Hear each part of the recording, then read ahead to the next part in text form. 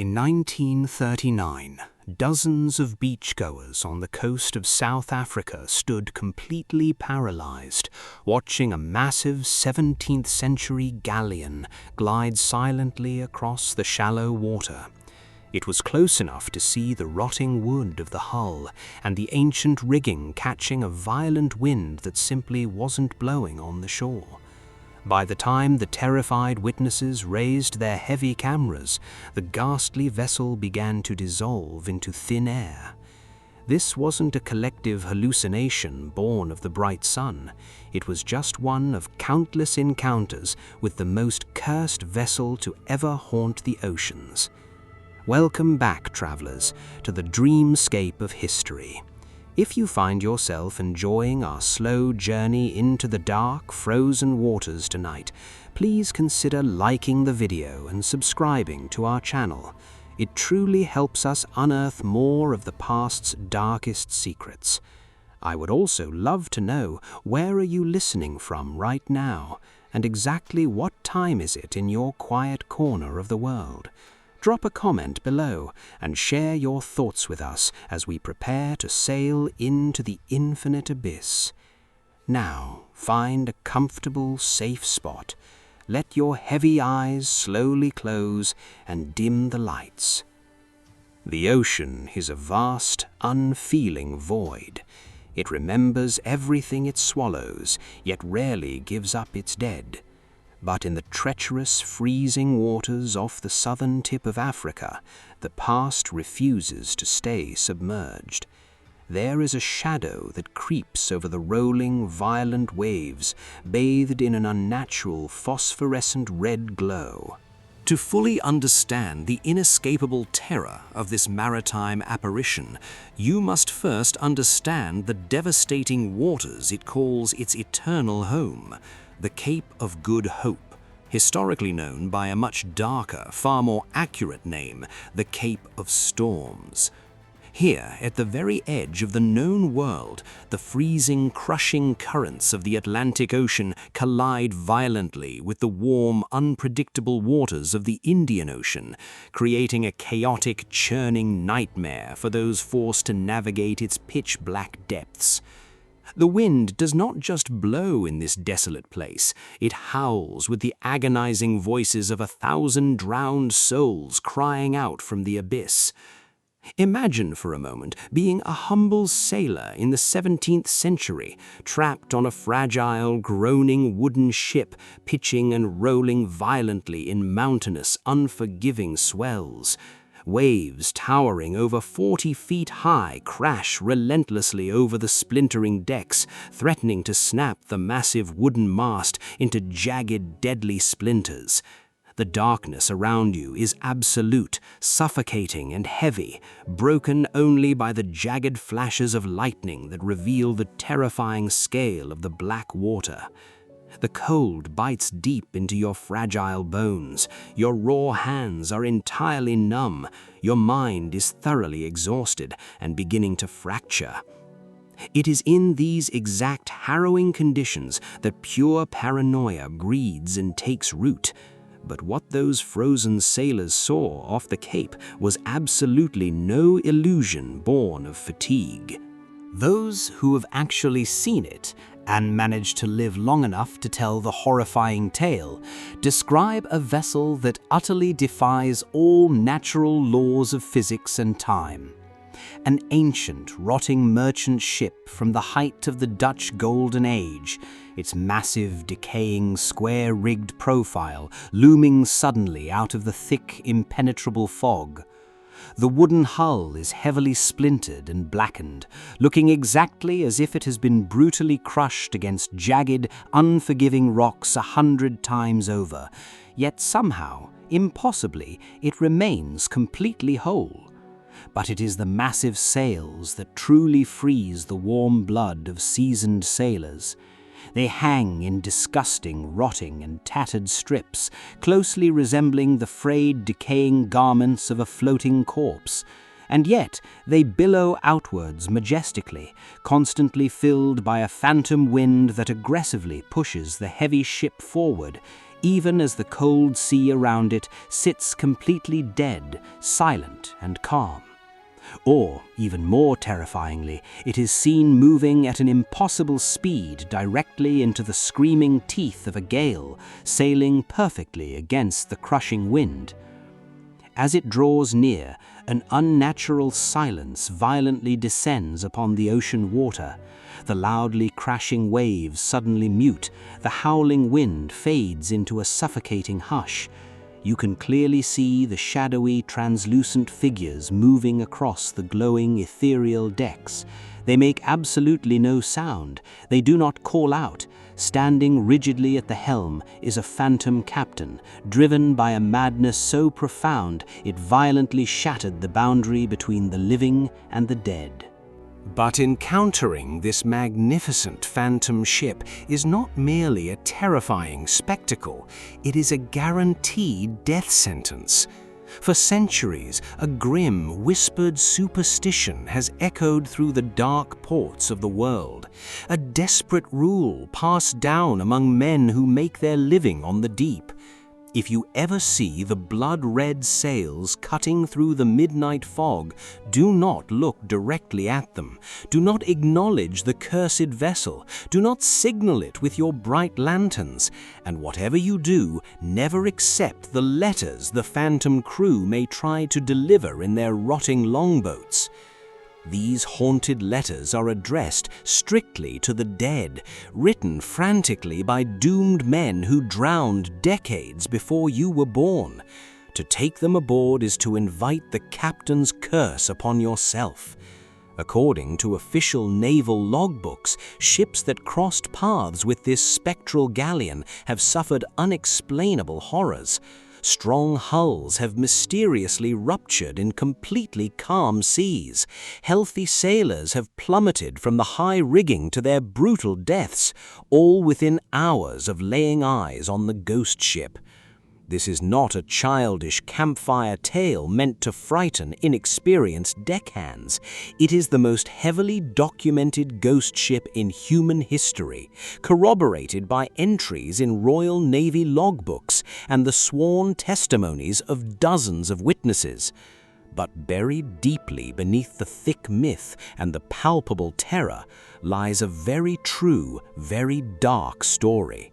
A real captain, a real merchant vessel, and a fatal decision born of absolute greed.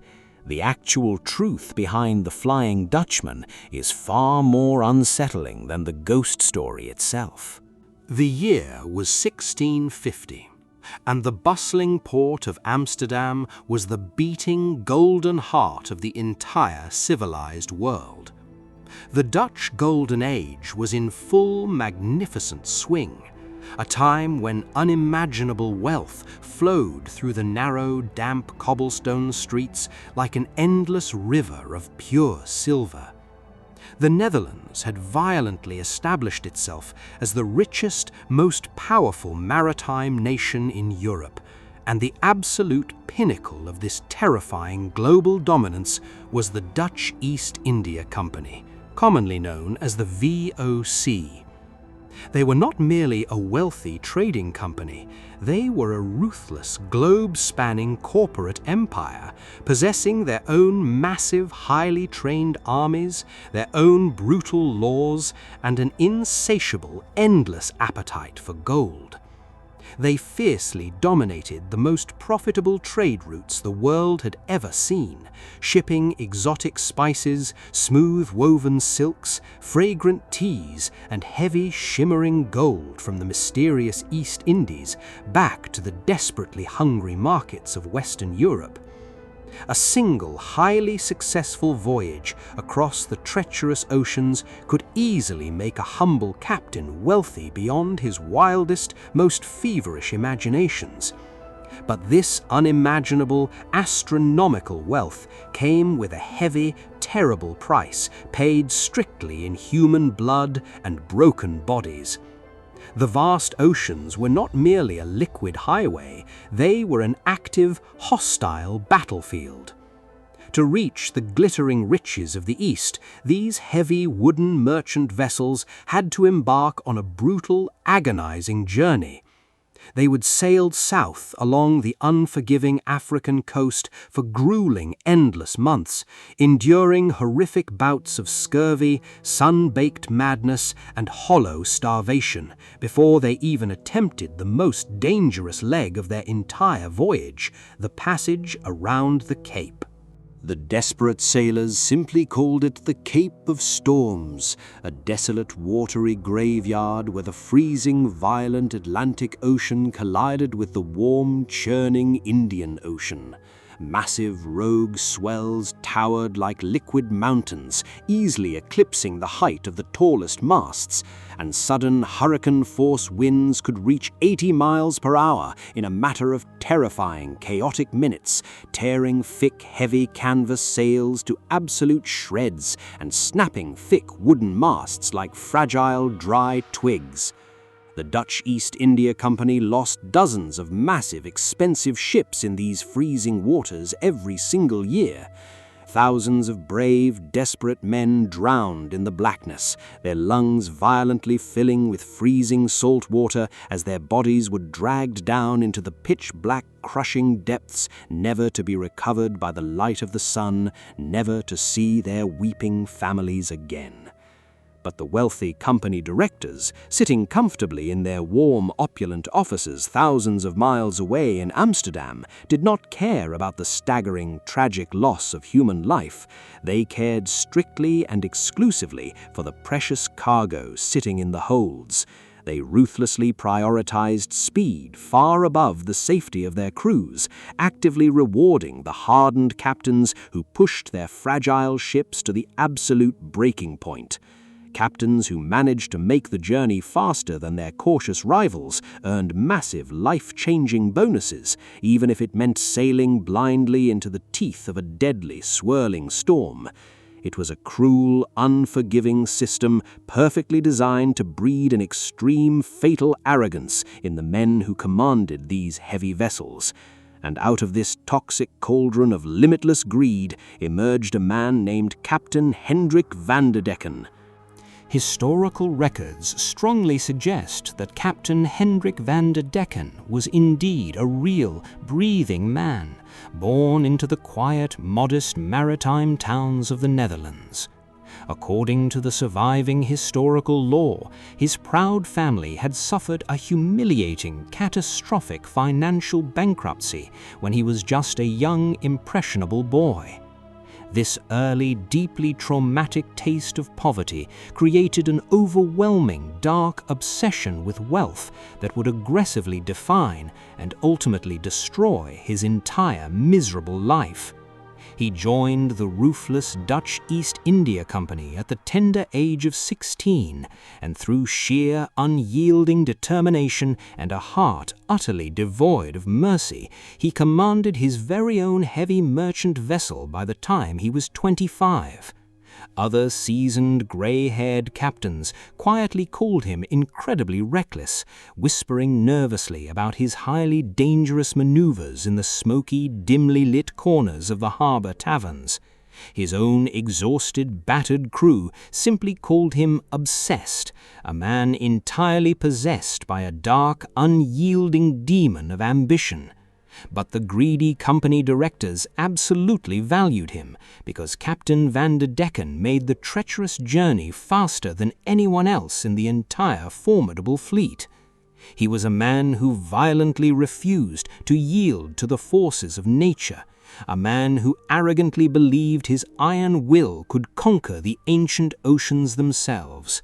He drove his men mercilessly, demanding absolute perfection and impossible, deadly speed, transforming his creaking vessel into a floating, miserable prison of endless exhaustion and perpetual dread. Van der Decken was not a man who feared the wrath of the freezing ocean. He believed the ocean should fear him.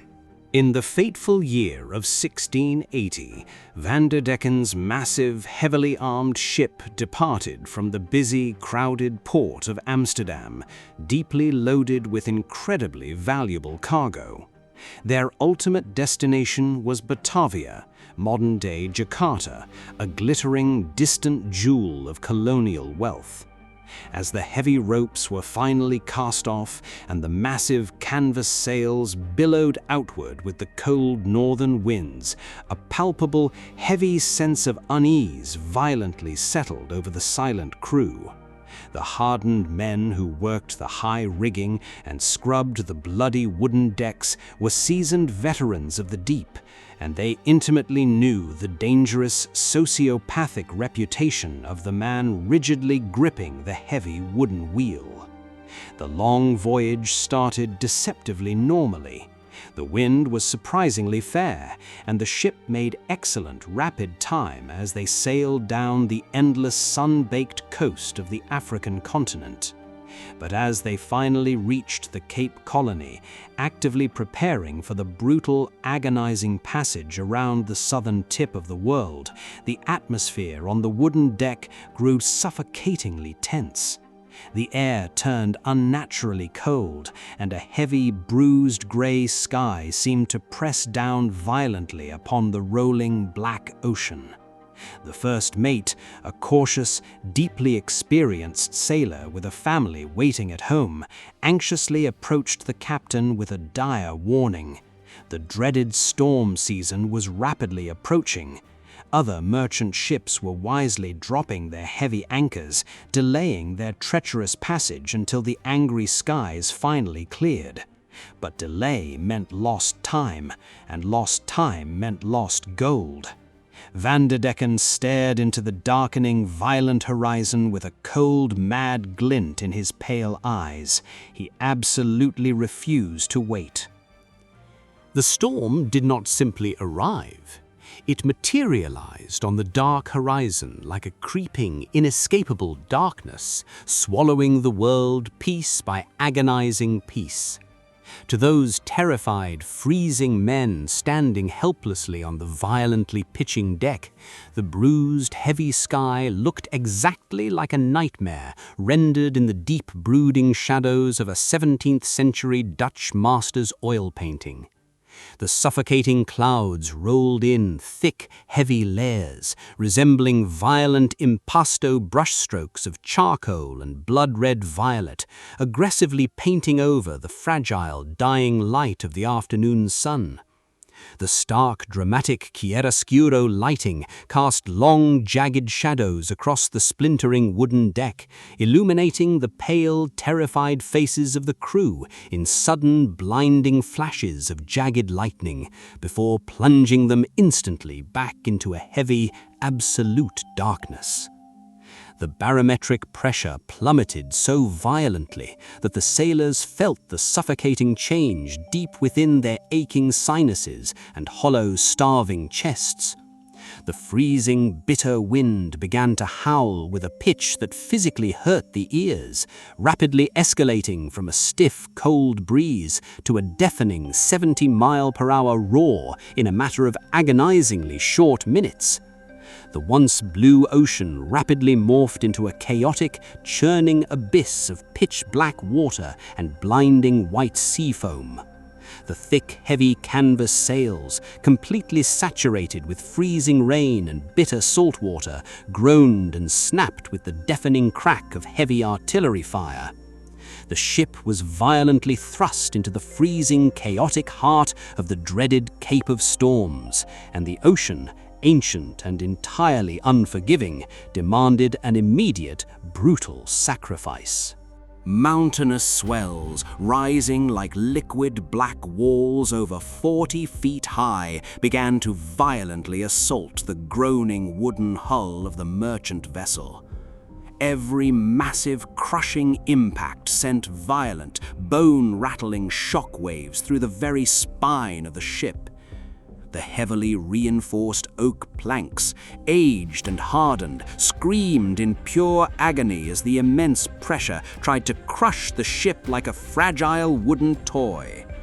Freezing, suffocating water poured relentlessly over the high railings, violently sweeping the slippery, treacherous deck and dragging desperate, screaming sailors into the pitch-black abyss before they could even draw a final panicked breath.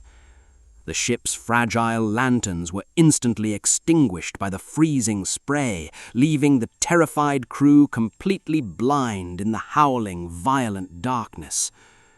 The experienced first mate, practically crawling on his raw, bleeding knees across the heavily slanted, treacherous deck, desperately grabbed the soaked, freezing sleeve of Captain Vanderdecken. He practically screamed over the deafening, roaring thunder, violently pleading with the captain to immediately order the ship to turn back, to seek the desperate safety of a sheltered bay before the heavy, groaning masts completely snapped and doomed every single soul aboard.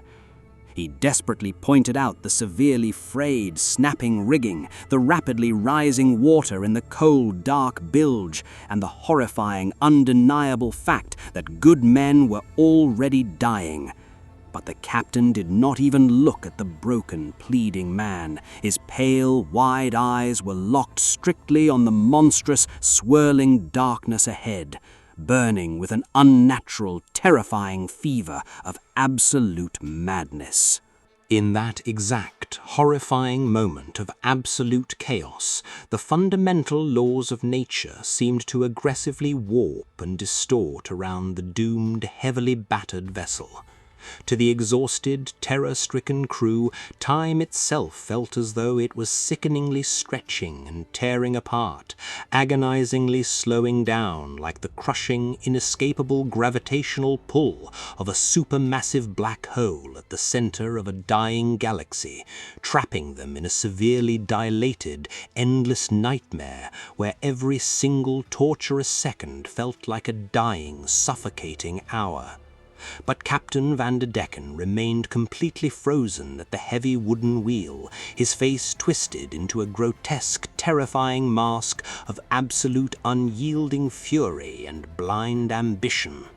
According to the dark, whispered legends that miraculously survived the tragedy, he violently drew a heavy, loaded flintlock pistol from his soaked, freezing coat, aggressively pressing the cold iron barrel directly against the shivering, wet chest of his own loyal first mate. He screamed with a voice that somehow pierced straight through the deafening apocalyptic roar of the hurricane, violently threatening to instantly execute any man who dared to question his supreme authority or abandon their perilous post.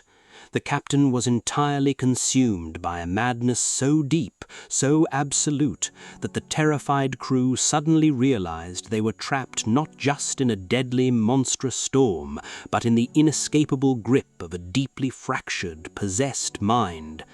Refusing to yield even a single inch to the furious, crushing ocean, Vanderdecken ordered thick, heavy ropes to be brought forward and aggressively lashed his own body directly to the heavy, spinning wooden helm. As the monstrous, swirling hurricane reached its absolute terrifying peak, the heavy, groaning ship was violently lifted up the sheer, vertical face of a massive, pitch-black rogue wave, hanging suspended for a sickening, eternal moment at the absolute pinnacle of the swirling, chaotic abyss. It was exactly there, suspended violently between the crushing black depths below and the screaming, torn heavens above, that Captain Vanderdecken committed his ultimate, unforgivable sin. The terrified ship's carpenter, desperately clinging to a shattered, splintered mast to avoid being swept into the void, later reported hearing the captain violently cursing the heavens, screaming out a dark, blasphemous challenge that echoed directly into the swirling void of the storm. He violently dared God himself to strike the doomed vessel down, roaring with absolute blind arrogance that he would successfully round the Cape even if it took him until the very day of judgment. He aggressively challenged heaven and hell both to try and stop him from completing his profitable, cursed voyage. And in that exact horrifying moment, the universe violently answered. A massive, blinding arc of unnatural, blood-red lightning illuminated the entire ship in a stark, blinding flash, and then absolute, suffocating darkness. Witnesses standing miles away on the battered shoreline claimed they saw the ship's distant lanterns suddenly and completely wink out around midnight. No shattered wooden wreckage was ever found washed upon the rocky, jagged shores. No frozen, bloated bodies ever floated to the surface of the dark water. The Dutch East India Company quietly and coldly listed the expensive vessel as totally lost with all hands. 147 desperate men simply erased from the earth, leaving behind nothing but a lingering, unnatural chill in the dark water. The cursed birth of the Flying Dutchman was officially complete. The arrogant captain had violently asked for eternity, and eternity is exactly what the ancient, unforgiving ocean gave him. For 3 long, agonizing months, the dark, churning waters of the Cape of Storms kept their terrible secret completely hidden from the living world. Back in the bustling, wealthy port of Amsterdam, the ruthless directors of the Dutch East India Company simply dipped their heavy quill pens into black ink and violently crossed the name of Captain Hendrik van der Decken off their massive leather-bound ledgers. To them, the tragic loss of the heavy merchant vessel was nothing more than a minor, irritating financial setback, a highly calculated risk of doing business on the unforgiving high seas. The weeping widows and terrified, fatherless children left behind in the dark alleys were completely ignored, coldly abandoned to starve in the damp, freezing shadows of the prosperous city. The arrogant captain and his 147 doomed men were meant to be entirely forgotten, swallowed permanently by the crushing black abyss of history. But the ancient, chaotic ocean had absolutely no intention of letting Van der Decken rest in peace. The dark curse that was violently born in the swirling heart of that monstrous hurricane was about to rapidly manifest in the physical world. It was a brutally cold, foggy morning in July, exactly 3 months after the tragic disappearance. Another massive Dutch merchant ship was carefully navigating the treacherous, swirling waters near the Cape of Good Hope.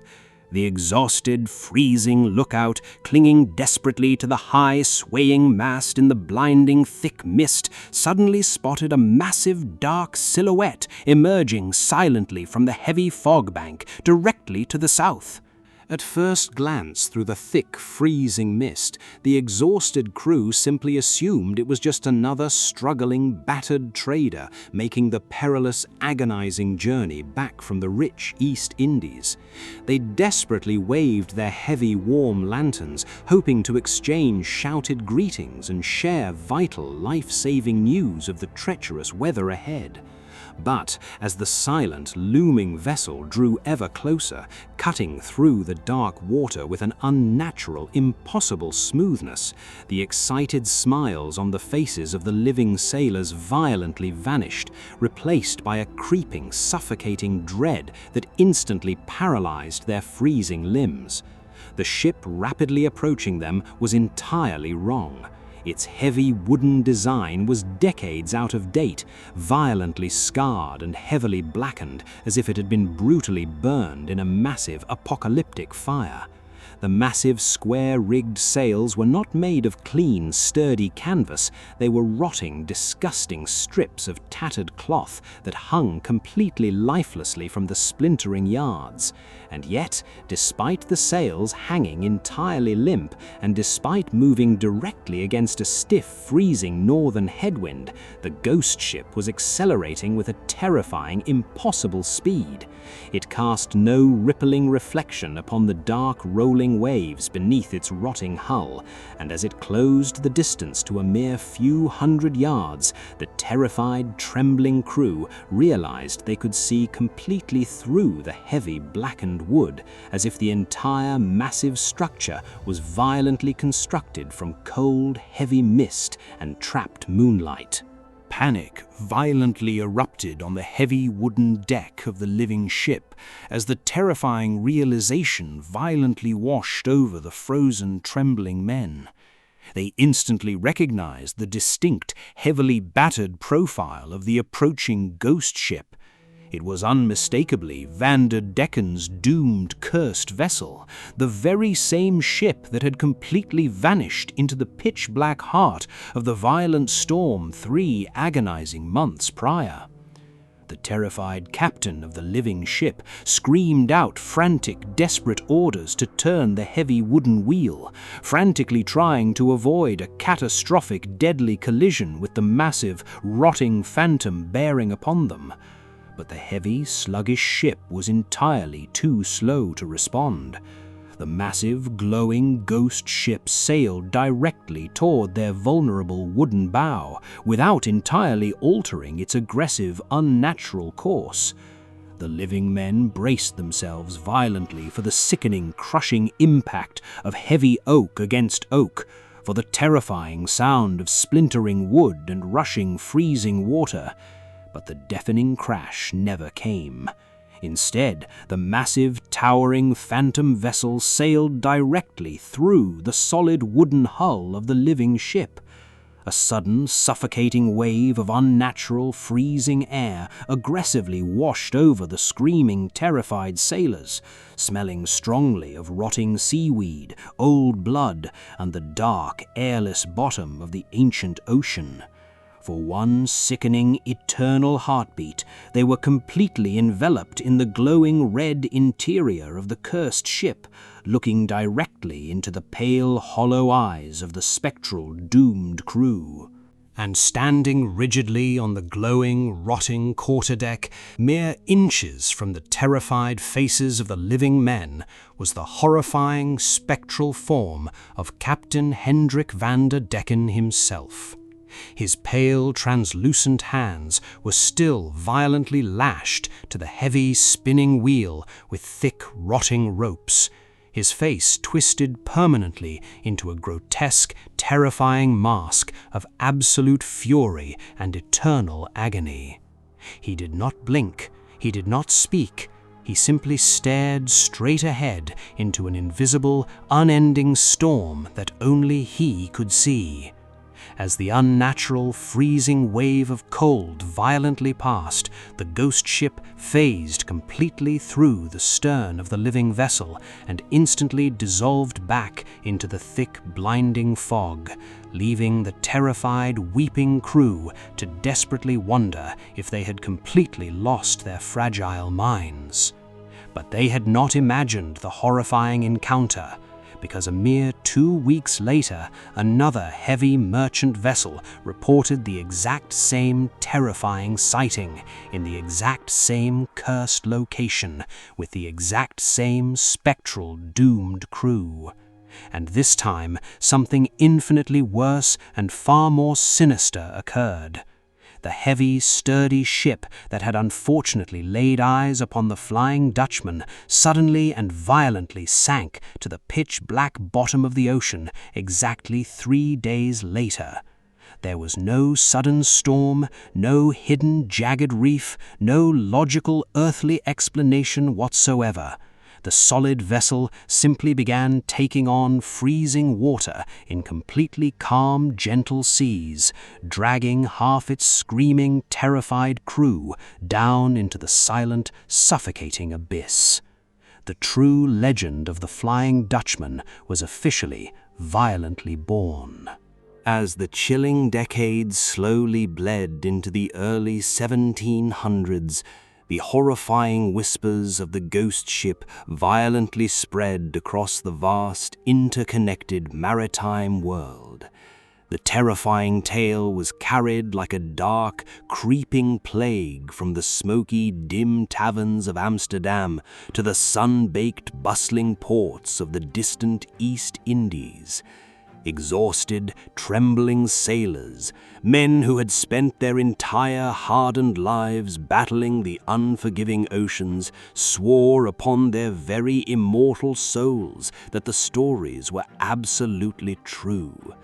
The wealthy, arrogant directors of the Dutch East India Company desperately tried to forcibly suppress these growing rumors, harshly threatening to heavily fine or violently whip any sailor caught spreading the grim tales of Captain Van der Decken.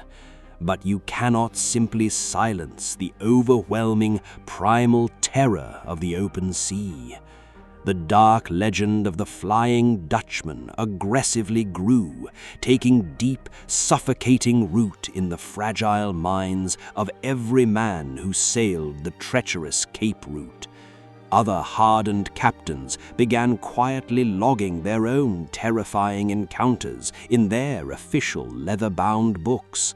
The massive, rotting merchant vessel was always seen lurking near the treacherous Cape of Good Hope, always appearing directly before a massive, deadly storm or a sudden catastrophic disaster, and always manned by the same glowing, spectral crew, sailing a ruined ship that fundamentally should not exist.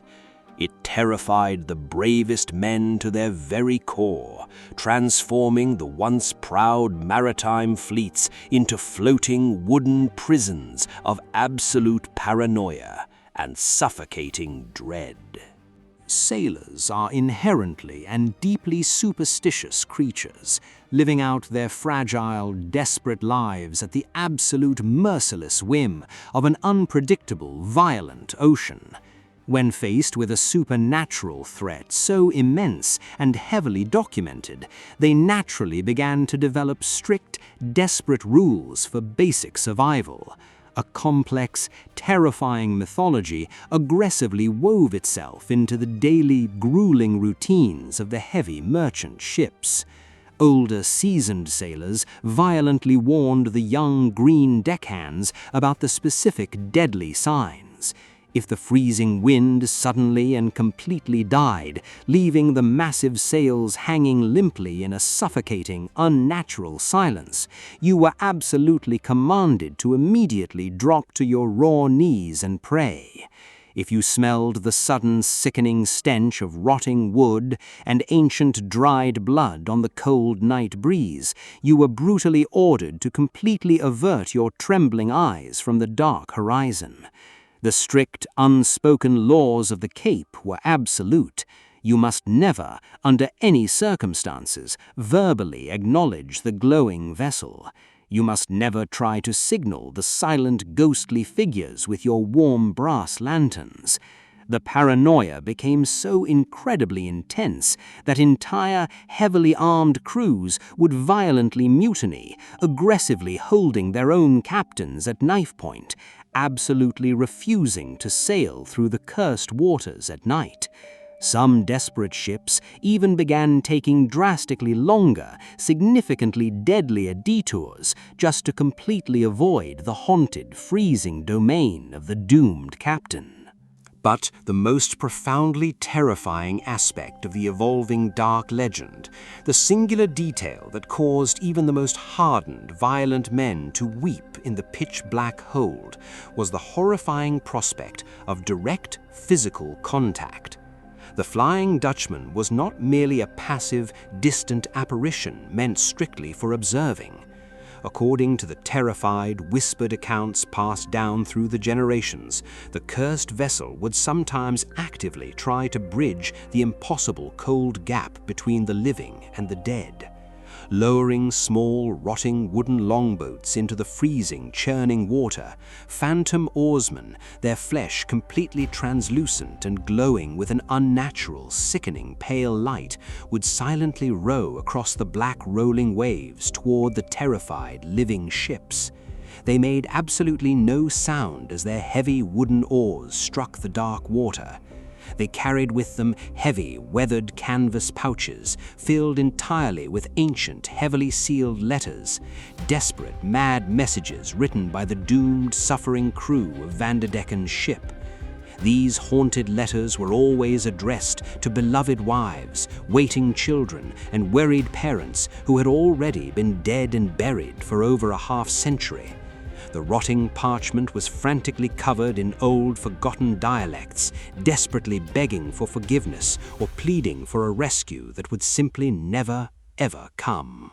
To accept these cursed ancient letters, to foolishly allow the rotting, freezing parchment to physically touch your warm, living hands was considered the ultimate, unforgivable mistake.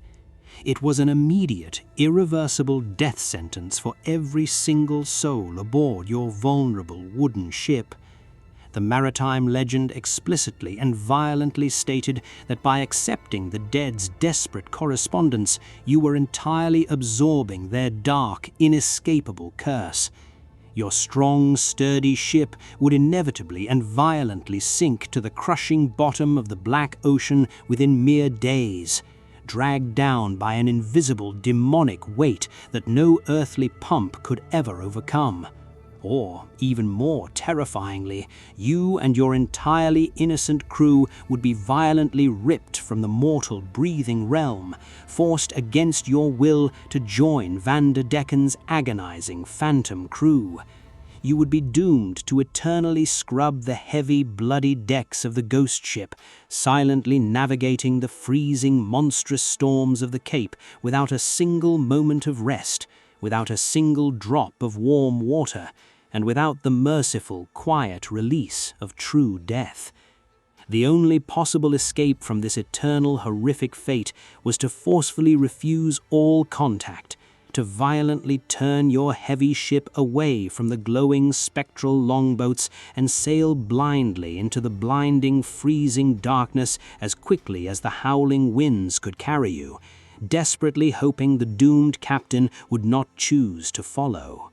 As the 18th century slowly and violently gave way to the rigid, disciplined era of the 19th, the vast oceans of the world were no longer ruled by the chaotic, greedy merchant companies of the Dutch. They were heavily dominated by the absolute ironclad supremacy of the British Royal Navy. This was a strict, unyielding era defined entirely by cold science, exact navigation, and hard logic. Ghost stories, ancient myths, and dark tavern superstitions were violently discouraged among the highly trained professional military officers. But the ancient freezing waters of the Cape of Storms cared absolutely nothing for British logic or modern maritime science. The dark, suffocating curse of Captain Vanderdecken remained completely unbroken, waiting patiently in the thick, rolling fog for its next unfortunate victims. In the summer of 1881, the HMS Bacchante, a massive, formidable Royal Navy warship, was carefully navigating the treacherous, swirling waters near the Cape of Good Hope. It was a highly prestigious, heavily guarded training mission, carrying some of the most important young men in the entire British Empire. Among the disciplined, quiet crew was a young, deeply observant midshipman named Prince George of Wales, the very boy who would one day be crowned King George V of England. He was sent to the unforgiving sea to strictly learn the harsh discipline of the maritime world, but the ancient dark ocean had prepared a completely different, far more terrifying lesson for the young royal, a lesson that would profoundly haunt his mind for the rest of his heavily documented life. It was exactly 4 o'clock in the freezing, pitch-black morning on July the 11th. The heavy, dark sky was completely devoid of stars, and a thick, suffocating marine layer pressed violently down upon the cold, black water. The young prince and the exhausted officer of the watch were standing rigidly on the heavy wooden deck, straining their tired, cold eyes against the absolute darkness. The silence of the pre-dawn ocean was heavy and absolute, broken only by the rhythmic, steady crashing of the freezing waves against the sturdy hull of the British warship. Suddenly, without any warning or sound, a horrific, impossible anomaly violently pierced the heavy, suffocating gloom. Directly to the southeast, a massive, unnatural phosphorescent light began to aggressively bleed through the thick, wet fog. It was not the warm, comforting yellow glow of a modern ship's brass lantern. It was a sickening, deep blood red, an eerie, terrifying incandescence that seemed to violently emanate from the very wood and canvas of an approaching vessel. The phantom ship appeared to be fully rigged, moving with a terrifying, impossible speed despite the absolute dead calm of the freezing night air. The British officers stood entirely paralyzed, watching in absolute cold horror as the heavy, decaying details of the ship slowly revealed themselves in the sickening red light. It was an ancient, rotting Dutch merchant vessel, a cursed ship that had not sailed the mortal oceans for over 200 suffocating, violent years. The cursed galleon aggressively closed the distance, sailing directly toward the massive, heavily armed Royal Navy vessel. As it drew terrifyingly near, the disciplined British crew could clearly make out the horrific, impossible details. The massive, ancient wooden masts were heavily splintered and blackened. The enormous square sails were torn into disgusting, rotting strips that somehow violently caught a phantom wind that simply did not exist in the physical world. And moving silently about the glowing, ethereal deck were the shadowy, translucent figures of a deeply condemned, agonizing crew. The officer of the watch, his voice trembling violently with an uncharacteristic primal terror, frantically called for the ship's experienced captain. All the seasoned, logical men on the heavy deck watched helplessly as the ghost ship aggressively crossed directly in front of their massive bow. It was merely 200 yards away, close enough that they should have easily heard the heavy groaning of the ancient wood or the violently flapping canvas, but there was only an impossible, suffocating silence that seemed to violently swallow the very sound of the ocean itself. They desperately tried to signal the rotting vessel, waving their bright modern lanterns into the suffocating cold dark, but the phantom ship offered absolutely no response. It simply glided past them, bathed entirely in that unnatural, burning red glow. And then, just as suddenly as it had violently appeared, it completely dissolved into the pitch-black darkness, leaving the terrified Royal Navy officers entirely questioning their own fragile sanity. This terrifying, impossible encounter was not merely a whispered rumor dismissed in the dark lower decks. It was immediately and officially recorded in the highly strict formal logbook of the HMS Bacchante, witnessed, verified, and officially signed by multiple highly respected naval officers and a future King of England. The young Prince George meticulously documented the horrific glowing red apparition in his own private leather-bound diaries, permanently cementing the dark maritime legend into the official royal history of the British Empire. But the Flying Dutchman is never merely a passive, harmless vision. The dark, ancient curse violently demands a heavy, brutal toll from those who dare to witness its eternal suffering.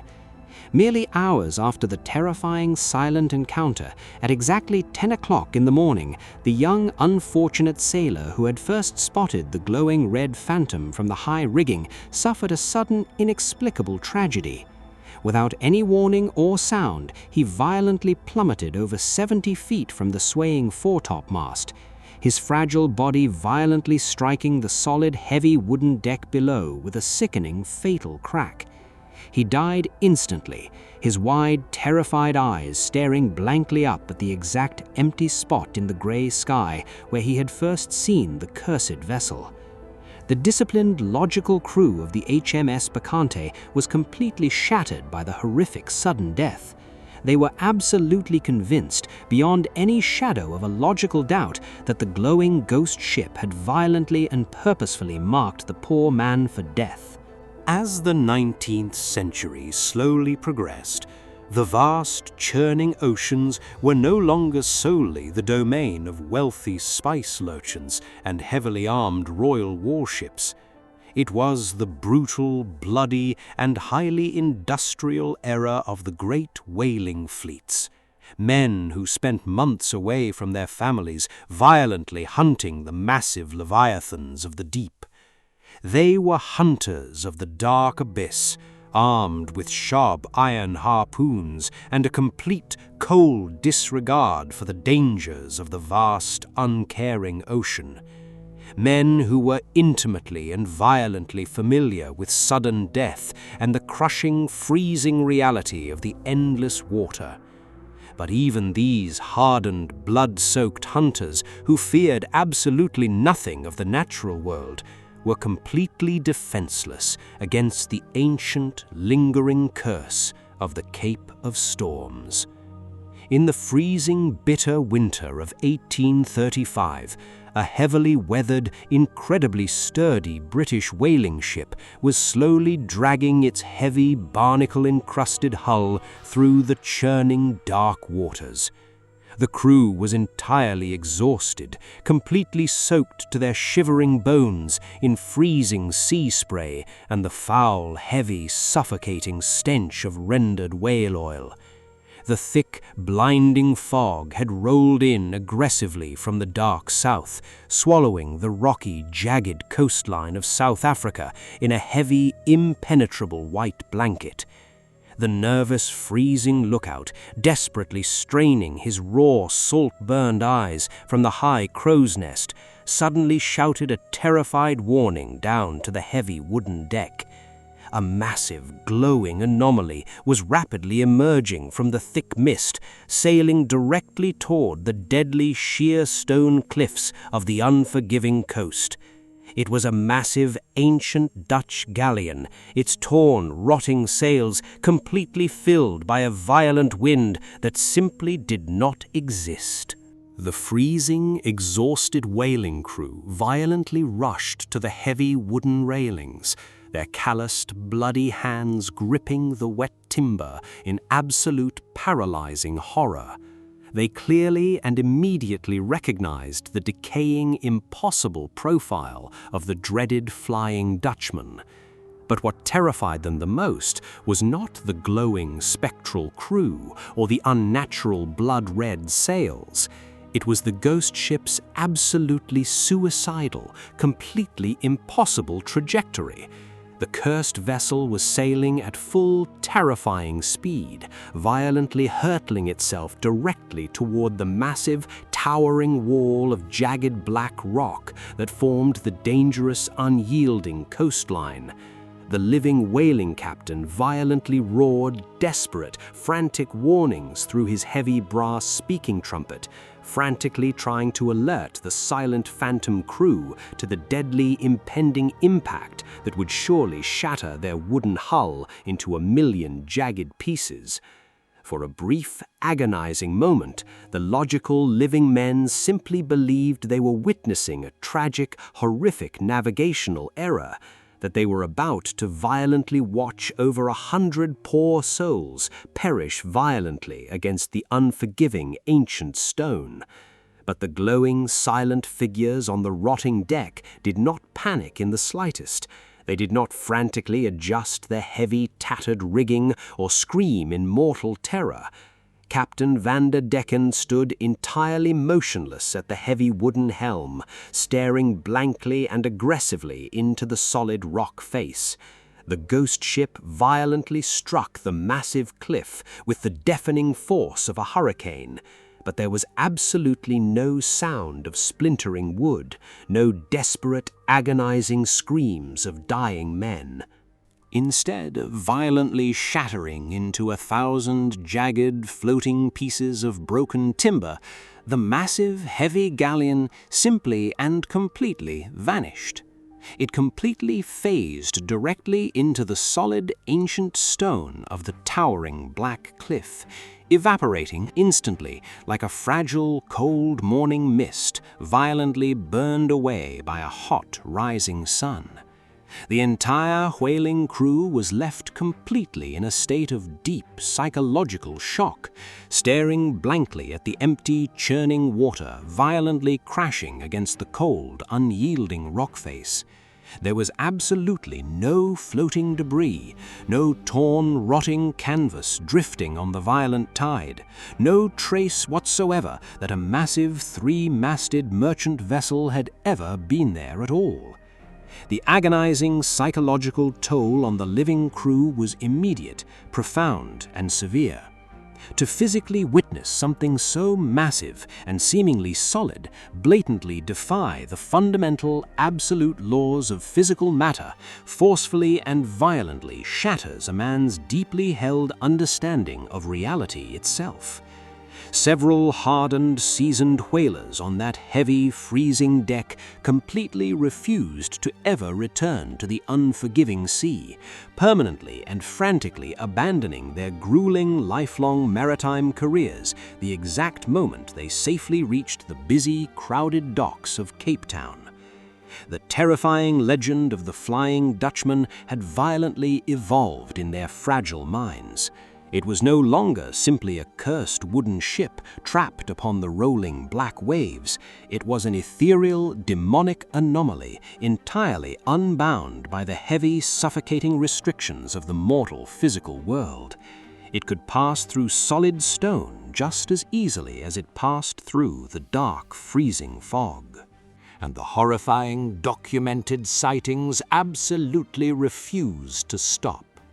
As late as the year 1881, the British Royal Navy was once again violently and forcefully reminded of the ancient, unbroken curse that haunted the African coast. The highly disciplined crew of the HMS Inconstant, a formidable, modern, and highly organized military vessel, officially recorded another massive collective sighting. 13 highly trained professional sailors, men whose entire respectable naval careers depended strictly on highly accurate, objective observation, all simultaneously reported the exact same terrifying, glowing apparition during the freezing, pitch-black early morning watch. They officially documented a massive phantom vessel, fully rigged with its massive decaying sails completely set, moving with an impossible, terrifying speed directly across their heavy iron bow. It was merely 500 yards away, glowing from within with that same sickening, unnatural red light, before it suddenly and completely vanished into the pitch-black night without making a single solitary sound. The heavy silence that fell over the HMS Inconstant after the sighting was absolute. No man dared to speak of what they had just seen, fearing the immediate, violent retribution of the dead. These were not drunken, superstitious men spinning tall, exaggerated tales in a warm, smoky tavern. These were highly educated, disciplined officers of the most powerful and logical maritime force on Earth, carefully writing their terrified, sworn testimonies into official, highly guarded naval government records. The ancient, rotting ship of Captain Vanderdecken was aggressively mocking the modern industrial world, powerfully proving that no matter how much cold, hard steel mankind forcefully builds, or how many logical, scientific manuals they write, the ancient, dark ocean will always violently keep its cursed, eternal prisoners. As the turbulent, violent centuries slowly crashed into the modern era, the world rapidly transformed into a domain of cold steel, roaring combustion engines, and hard, unforgiving science. The ancient, rotting wooden ships of the dark past were entirely relegated to dusty museums and faded, forgotten paintings. The dark, whispered legends of the sea were forcefully dismissed by modern, highly educated society as nothing more than the superstitious, drunken ramblings of uneducated, fearful men. But the heavy, suffocating curse of the Cape of Storms fundamentally refused to be forgotten or completely erased by the relentless march of human progress. It was the bright, crystal-clear afternoon of March 23, 1939. A perfect, sun-drenched day at Glencairn Beach, a beautiful, sweeping stretch of Dulden sand located just south of the bustling modern city of Cape Town, South Africa. The massive sky above was a brilliant, flawless blue, completely devoid of any dark, threatening storm clouds. The ocean was unusually calm, gently and quietly lapping against the warm shoreline. Over 60 ordinary, rational people were enjoying the peaceful afternoon. Families with young children were happily building fragile castles in the wet sand. Young couples strolled lazily along the gentle rolling surf, and local weathered fishermen were quietly preparing their small wooden boats for the evening tide. It was a day of absolute modern tranquility, a setting completely opposed to the dark, freezing, howling nightmare of the 17th century. But true ancient terror does not always require the cover of pitch-black darkness or the violent roar of a massive hurricane to aggressively manifest itself into our physical world. Sometimes the most profound, inescapable horror steps directly into the warm, blinding light of a perfect afternoon, completely shattering the fragile, comfortable illusion of our logical reality. At exactly 2 o'clock in the afternoon, the peaceful, gentle sounds of the bustling beach were violently interrupted by a single, terrified scream. A woman standing near the water's edge violently dropped her woven basket and pointed a trembling, pale finger out toward the sparkling blue ocean. Within seconds, every single person on that crowded, sunlit beach turned their heads to gaze out at the water, and a heavy, suffocating silence instantly fell over the massive crowd. Gliding completely silently across the shallow, sparkling waves was a massive, impossibly ancient, 3-masted merchant galleon from the High Dutch Golden Age. It was not a blurry, indistinct shape lurking out on the distant hazy horizon. It was terrifyingly, impossibly close, perhaps a mere 400 yards from the warm golden sand where the terrified children stood frozen in absolute paralyzing shock. It was close enough that the modern, educated witnesses could clearly see the deep, blackened scars carved violently into the heavy, rotting wooden hull. They could clearly see the massive, ancient rigging hanging in disgusting, frayed and tattered strips from the heavy, groaning yards. They could see the completely ruined, rotting canvas of the square sails, aggressively billowing outward and pulling the massive ship forcefully forward, even though there was absolutely no wind blowing on the calm, sun-baked beach.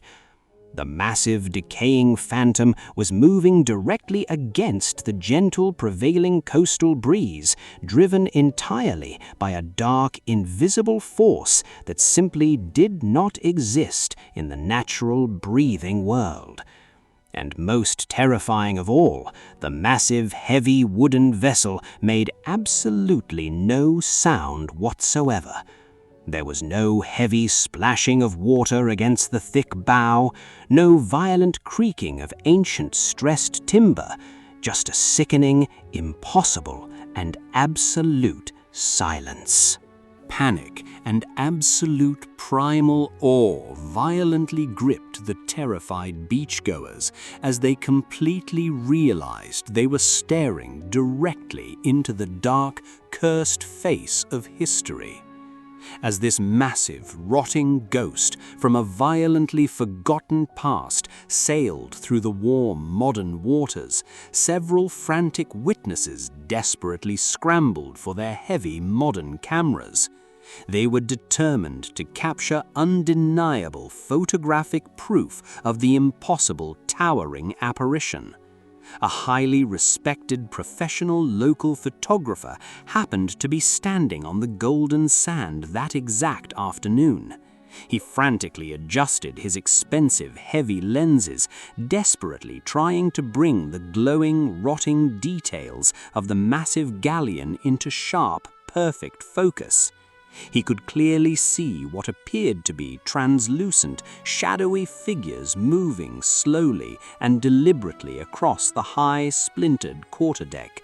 Spectral, doomed men, trapped entirely in an endless silent loop of agony and perpetual servitude.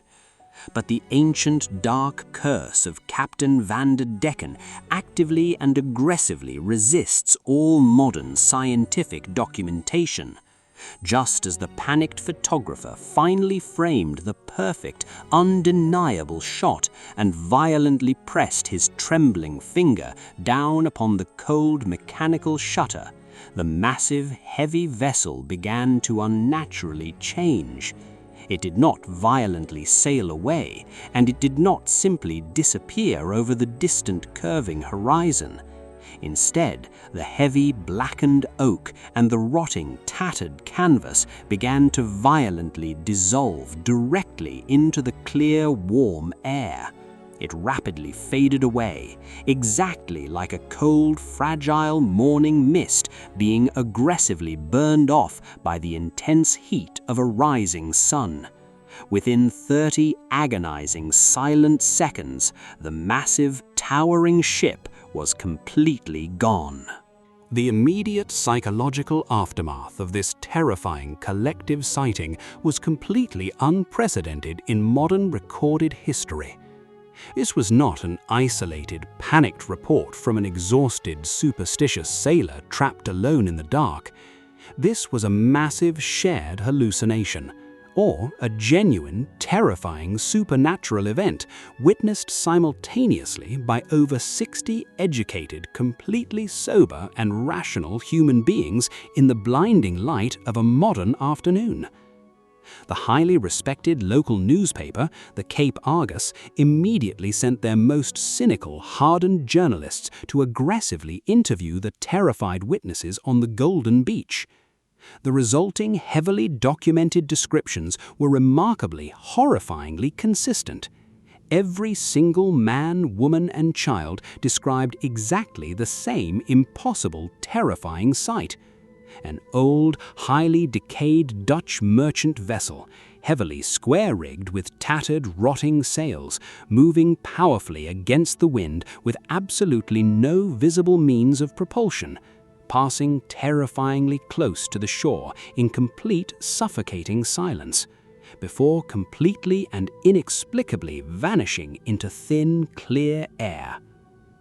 Modern maritime authorities and skeptical naval experts aggressively investigated the waters of False Bay that very afternoon, desperately searching for any logical, earthly explanation.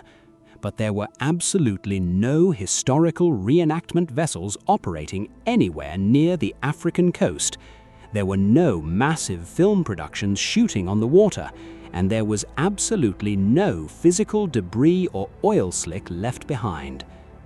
The educated modern world was violently and forcefully forced to confront the impossible, terrifying reality.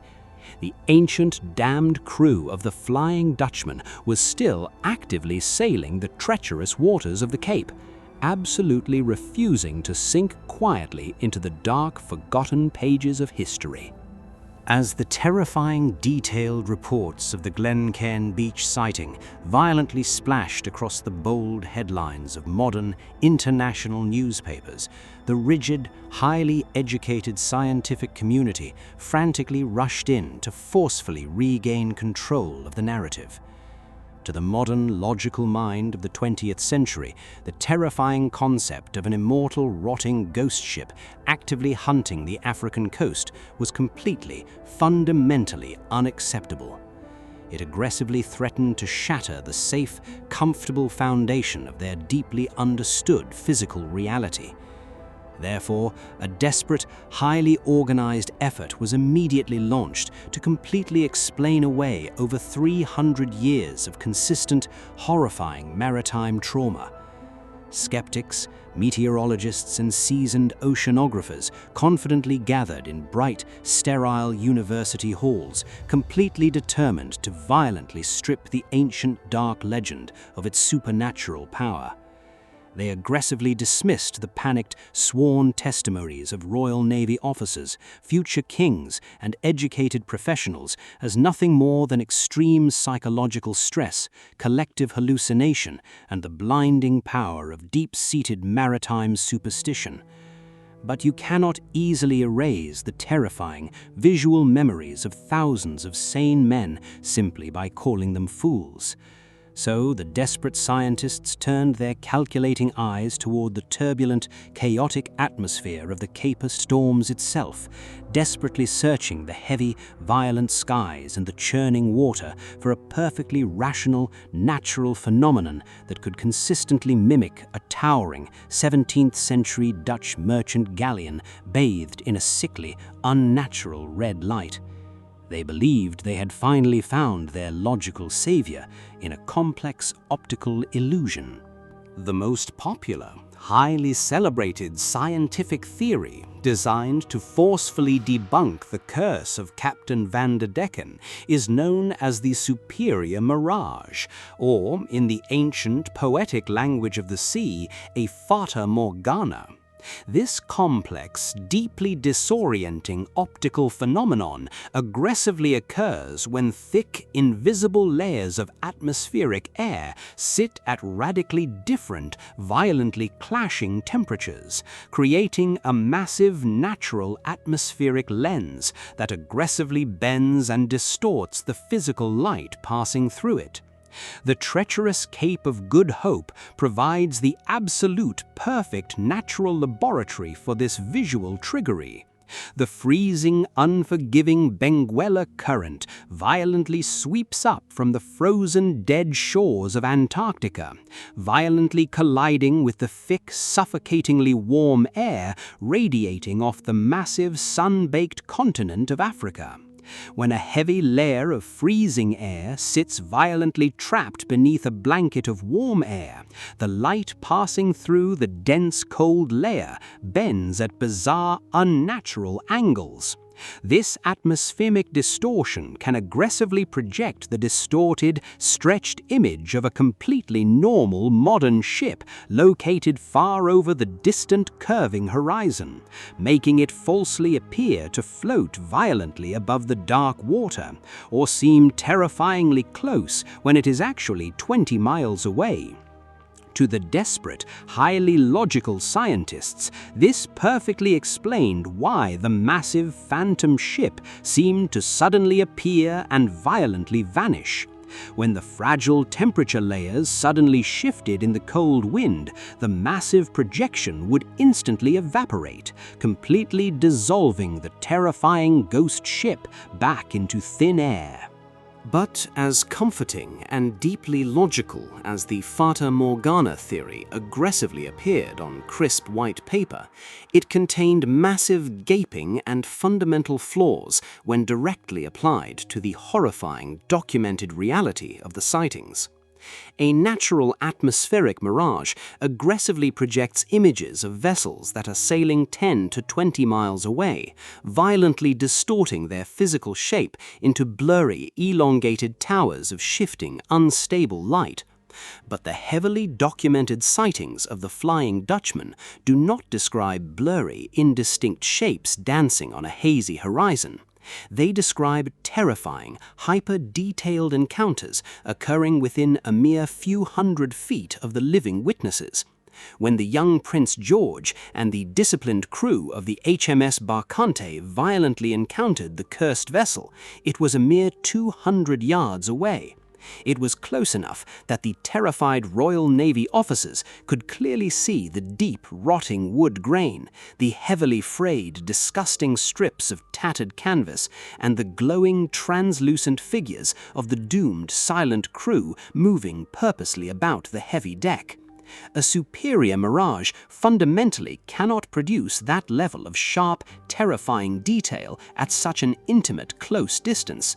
A mirage cannot project the distinct heavy architecture of an ancient 17th century galleon unless there is an identical physical 17th century galleon sailing somewhere just over the horizon. And a mirage certainly cannot explain the suffocating, unnatural wave of freezing air that violently washed over the crew when the phantom ship phased completely through their solid wooden hull. Desperate to completely seal the cracks in their fragile logical theories, the skeptical modern scientists aggressively proposed another natural explanation: bioluminescence. The deep, churning oceans are heavily populated by trillions of microscopic fragile plankton that violently glow with a pale, cold light when they are physically disturbed by the violent currents. In incredibly rare specific cases, these glowing underwater patches can dramatically outline massive hidden underwater currents or even gently illuminate the rusting, rotting remains of shallow sunken wrecks, creating the fleeting, terrifying illusion of a glowing spectral ship lurking just beneath the rolling waves. But bioluminescence only appears as a diffuse, shapeless cloud of cold green-blue light. It completely fails to explain the solid, towering structures of heavy wooden masts, highly complex, intricate rigging, and massive square sails catching a phantom wind. And it absolutely, fundamentally fails to explain the massive, terrifying daytime sighting at Glencairn Beach. Glowing microscopic plankton are completely invisible under the blinding harsh light of a perfect sunny afternoon. The desperate, frantic attempts of modern science to completely explain away the ancient, rotting horror of the Cape ultimately fall short, because the deeply rational mind is completely incapable of accepting a reality where the dark, ancient past aggressively refuses to stay dead. The heavy, terrifying truth is that some dark things existing in the pitch-black, freezing depths of the world fundamentally defy our comfortable, fragile laws of physics. As the desperate, highly logical scientists completely exhausted their fragile, paper-thin theories of temperature inversions and glowing microscopic plankton, a completely different group of experts slowly stepped forward from the quiet, dusty archives of Amsterdam, bringing with them a far darker, infinitely more disturbing explanation. To truly and deeply understand their horrifying theory, you must first comprehend the sheer, incomprehensible scale of the terrifying carnage hidden completely beneath the dark, churning waters of the Cape of Storms. The freezing, turbulent ocean floor surrounding the jagged southern tip of Africa is not merely a sandy seabed, it is a massive, sprawling underwater graveyard of absolutely unimaginable proportions. Since the very dawn of global maritime trade, over 3,000 massive, heavily armed merchant ships and royal warships have violently met their brutal, unforgiving ends in these churning black waters. The ruthless Dutch East India Company alone tragically lost over 400 massive wooden vessels in a mere 200 years of operation. That is a staggering, horrifying average of 2 massive, fully crewed ships being violently dragged down into the freezing abyss every single year, carrying over 60,000 terrified, screaming sailors to a pitch-black, watery grave. These massive, rotting hulks of heavily carved oak, thick iron cannons, and completely shattered masts now lay scattered across the cold, silent ocean floor, perfectly preserved in the freezing, oxygen-deprived depths of the southern Atlantic, completely entombed in a heavy, eternal darkness. But the violent churning currents of the Cape do not simply flow harmlessly on the sunlit surface. They aggressively rage and tear violently through the pitch-black, freezing depths, acting as an invisible heavy hand that violently refuses to let the ancient drowned dead rest in peace. Deep beneath the rolling, crushing waves of the violent surface, massive, terrifying underwater storms and aggressive, shifting ocean currents relentlessly tear at the ancient, rotting wrecks. According to the grim, highly disturbing theories proposed by seasoned maritime historians and modern oceanographers, these incredibly powerful deep-sea forces can occasionally and violently dislodge a heavily sunken galleon from its deep, suffocating, muddy tomb. Over 3 long centuries of sitting in the freezing, crushing depths, thick layers of heavy silt and sand can violently and suddenly shift, suddenly releasing the massive, rotting wooden hull from the sticky grip of the ocean floor. If the heavy, ancient vessel somehow miraculously retains pockets of trapped, highly pressurized air deep within its sealed, rotting cargo holds or lower decks, the sudden, violent release of pressure can violently propel the massive wreck upward, thrusting the ancient, decaying ship directly through the crushing depths and violently back into the blinding, warm light of the modern, living world. It would violently break the surface of the churning water, lingering like a ghastly, rotting apparition for a few agonizing, terrifying minutes before the cold, black water inevitably and violently breaches the fragile, ancient air pockets, violently dragging the heavy, waterlogged ship back down into the suffocating, pitch-black abyss. To the terrified, living witnesses standing safely on a sunny, golden beach or nervously watching from the heavy iron deck of a modern warship, this sudden, violent surfacing would look exactly like a glowing ghost ship violently manifesting from thin air before completely and inexplicably dissolving back into the cold, churning sea. But this deeply logical, highly scientific explanation does absolutely nothing to comfort the terrified, fragile minds of the men who must actually sail the treacherous, freezing waters of the Cape. In fact, the horrifying physical implications of this theory are far more deeply unsettling and completely traumatizing than any ancient whispered ghost story. If the terrified witnesses at Glencairn Beach or the disciplined, educated officers of the Royal Navy were not simply looking at an ethereal, harmless optical illusion or a glowing mirage of bent light, then they were violently staring directly at a massive, physical, floating tomb. A genuine rotting mass grave containing the trapped skeletal remains of 147 doomed, completely forgotten sailors violently rising from the pitch-black ocean floor to briefly haunt the living, breathing world.